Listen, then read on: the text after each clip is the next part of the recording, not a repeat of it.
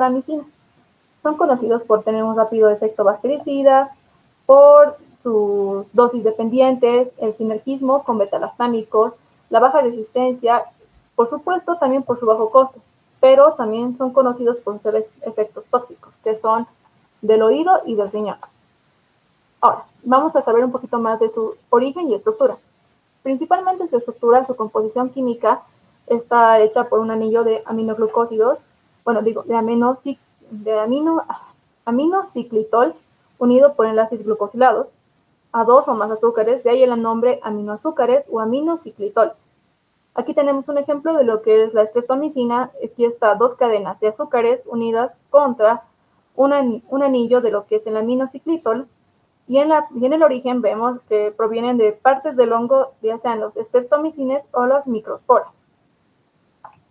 En clasificaciones principalmente tenemos las naturales y las semisintéticas, que son la streptomicina a partir de la Streptomyces griseus en 1944, la gentamicina que viene en 1964 y la netilmicina en 1973.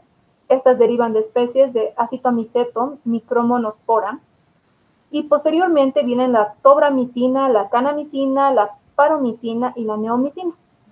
Como semisintéticos tenemos la micacina en 1972, que es un derivado de la canamicina y la netilmicina, que es un producto semisintético, y este es un nuevo aminoglucósido que se está integrando porque está en fase de desarrollo clínico, la plazomicina, que va a ser desarrollado para el tratamiento de cepas de Escherichia coli, Klebsiella pneumoniae, beta-lactamasas de espectro extendido y metalobeta-lactamasas. Para su uso terapéutico también tenemos una clasificación, y esta es muy útil, que va a ser antituberculosos. Primero está la streptomicina, también que se utiliza en pestes y en la tularemia. Después también la canamicina, que también se utiliza en las que son antituberculosos. Después tenemos en potentes y de amplios aspectos la tobramicina, la micacina, que también este último es antiseudomona, y en aspectos reducidos tenemos la neomicina, que tiene una acción local, la gentamicina, que es un prototipo del grupo y es el más activo entre los enterococos, la metilmicina y la paromomicina, que también es un antiprotozoario. ¿Cuál es su mecanismo de acción, PER? El fenómeno inicial consiste en la penetración del antibiótico a través de la envoltura celular. Tenemos un transporte activo, que es un proceso oxígeno. Dependiendo por este motivo, los aminoglucósidos son relativamente inactivos contra anaeróbicos estrictos. Una vez que el aminoglucósido penetra las células, se fija a los receptores de la segunda unidad. Como vemos en el ejemplo, los aminoglucósidos se fijan a lo que son los receptores de la segunda unidad del 30S del ribosoma bacteriano, afectando en lo que es el camino o la traducción de las proteínas. Los aminoglucósidos también inhiben la síntesis proteica de los ribosomas, por lo menos de tres maneras. Estas maneras son interfiriendo con el codón de iniciación de la formación de los péptidos. El segundo método es induciendo una traducción equivocada del codón en la plantilla del ARN mensajero, lo que causa la incorporación incorrecta de aminoácidos en el péptido. Como tercer motivo tenemos la separación, separa los polisomas en los monosomas no funcionales. Todo esto se relaciona con una ruptura progresiva de la membrana citoplasmática del germen, lo que explicaría la parte de acción letal del aminoglucósido. Esto fue comprobado que en esta etapa pasan iones, luego moléculas de mayor tamaño, a veces proteínas desde la bacteria al medio ambiente, momentos antes de la muerte celular. ¿Qué significa esto? Que los polisomas, al verse afectados en monosomas no funcionales, todo se relaciona con una ruptura progresiva en la membrana, lo que hace una acción letal en los aminoglucósidos, lo que provoca una apoptosis. Ahora, tenemos el sinergismo antibiótico. Primeramente, ¿qué entendemos por sinergismo? El sinergismo es un término que se refiere a la interacción entre dos o más elementos, donde el efecto combinado es mayor a la suma de los efectos individuales. ¿Qué significa esto? 1 más 1 es 3. Esta propiedad sinérgica se representa mediante este modelo matemático, que te dice: la administración concomitante de antibióticos beta-lactámicos con aminoglucósidos es capaz la más conocida de las combinaciones farmacológicas, que producen sinergismo. Otra vez esta palabra. ¿Qué nos dice este mecanismo? Explicaría también la acción sinérgica de la acción entre betalactamasas y aminoglucósidos sobre Streptococcus viridis, Staphylococcus aureus, sensibles a meticilina o Pseudomonas aeruginosa. Significa que estos dos juntos hacen que tengan mayor espectro. La asociación de aminoglucósidos y glucopéptidos, como la vancomicina, también es sinérgica. La coadministración con quinolonas y rifampicina no advierte sinergia. Ahora, en actividades antimicrobianas sabemos que los aminoglucósidos combaten con bacterias gram negativas, pero su acción sobre bacterias gram positivas es limitada. Por ejemplo, son sensibles algunas como los Staphylococcus aureus, el Mycobacterium de la tuberculosis. Ahora, como algunos ejemplos tenemos la estromicina y la gentamicina. Son activas clínicamente contra esterococos cuando se combinan con penicilinas principalmente. Los aminoglucósidos también son activos contra Staphylococcus aureus, epidermitis, y la tobramicina es más activa contra Pseudomonas aeruginosa y algunas cepas de proteus. Fue observado que todas las cepas resistentes a la gentamicina también lo son a la tobramicina, menos la Pseudomonas. Es importante destacar que la micacina es resistente a las enzimas bacterianas que inactivan a los aminoglucósidos, siendo esta propiedad muy útil en casos de infecciones hospitalarias.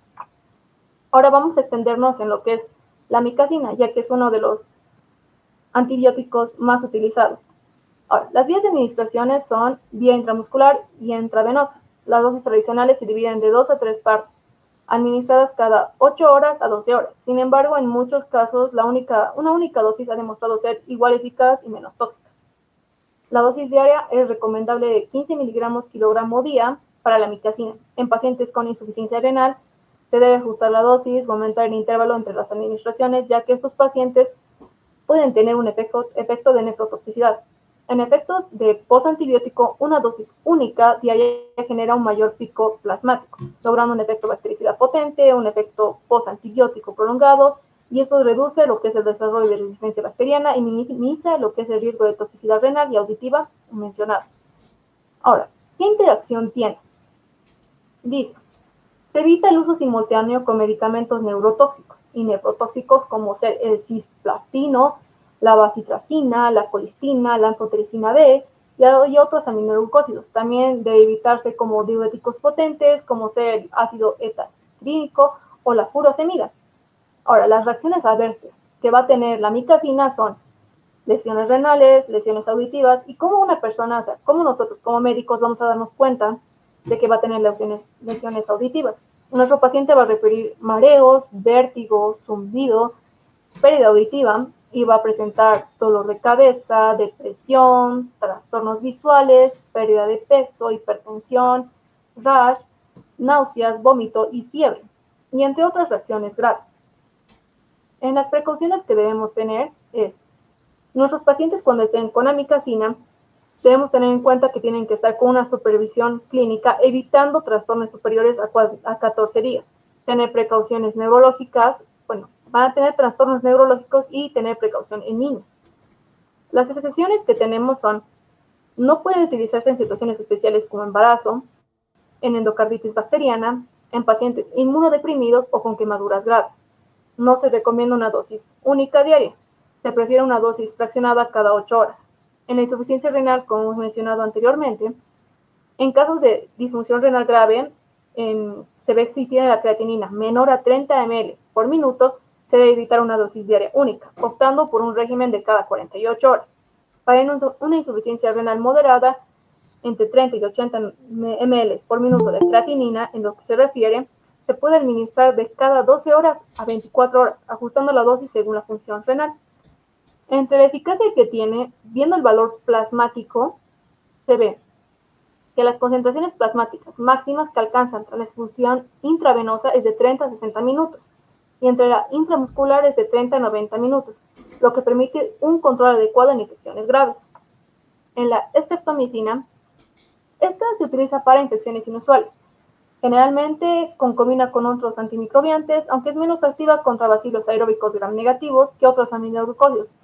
Es eficaz en casos de endocarditis enterocócica cuando se combina con penicilina G. Entonces aquí ya se ve un tratamiento de sinergia. Se prefiere la gentamicina por su menor toxicidad, pero se utiliza estreptomicina si la bacteria es resistente a la gentamicina. Se administra tanto por vía intramuscular o intravenosa, con una dosis típica de 15 a 25 miligramos kilogramos al día.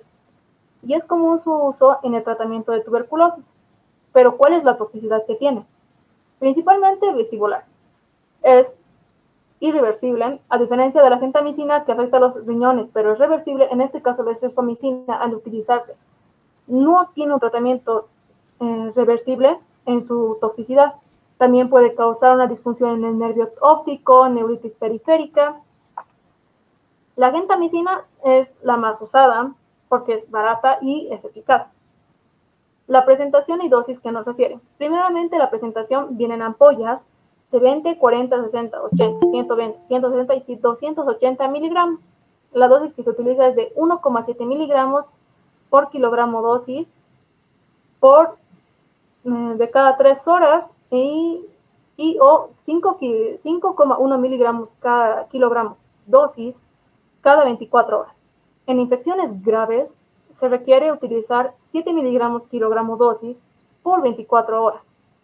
Esta dosis debe ser máxima. ¿Cuánto es la dosis máxima que debemos tener? Es de 300 miligramos por día. La sensibilidad y resistencia que tienen son sensibles a, como sabemos, bacterias gram negativas, Escherichia coli, Pseudomonas, Proteus, Klebsiella, Enterobacterio, Serratia, Salmonella, Shigella, Enterococos, sinergia con penicilinas contra enterococos, pero son resistentes a anaeróbicos, cepas de Klebsiella y Pseudomonas. ¿Qué efectos colaterales tienen? Como hemos ido mencionando, todos los aminoglucósidos vamos a ver que tienen nefrotoxicidad.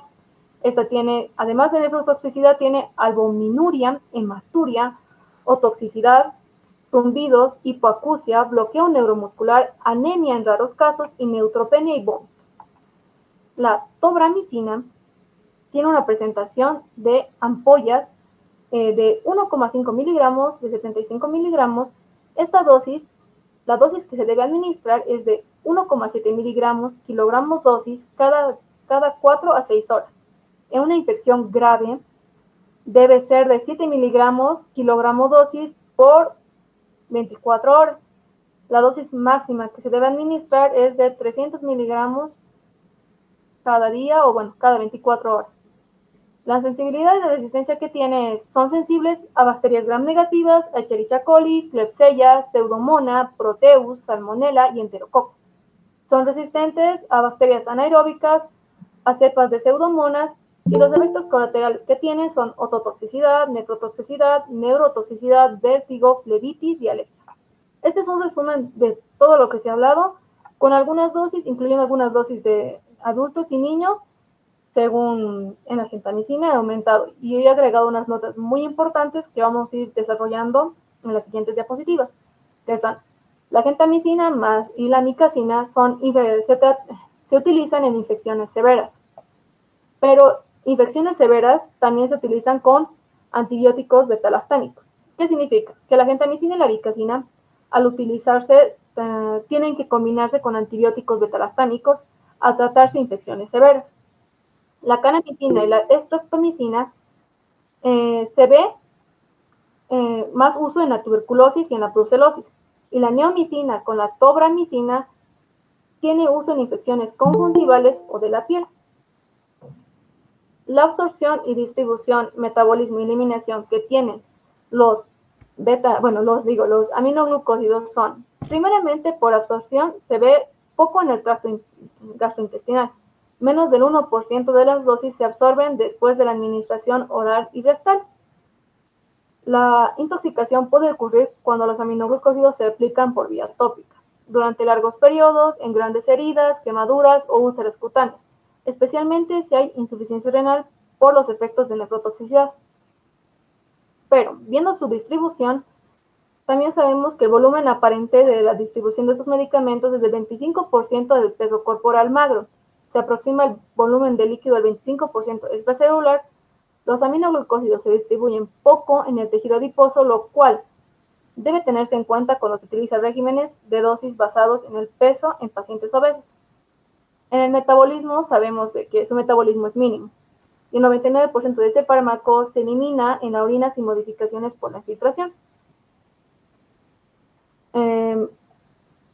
La vida media que tienen los aminoglucósidos en el plasma son de 2 a 3 horas en pacientes con función renal normal. En pacientes con función renal, como puede ser un paciente con insuficiencia renal crónica, tarda. Y ahí se va a ver en la eliminación. La primera fase de la eliminación se conoce como la fase alfa. ¿Qué significa esto? Después de la distribución del fármaco desde el espacio vascular al extravascular, se produce rápidamente una semivida de 15 a 30 minutos que va a tener el fármaco. No se considera en los cálculos de dosificación. La segunda fase es una fase beta. A consecuencia de la filtración glomerular del fármaco en adultos y niños menores a 6 meses con una función renal, sabemos que su semivida es de 2 a 3 horas. En pacientes que son recién nacidos sería de 5 a 11 horas. En ancianos o pacientes con insuficiencia renal se ve que es mayor o igual a 50 a 100 horas en pacientes anúricos, y sí es importante la dosificación.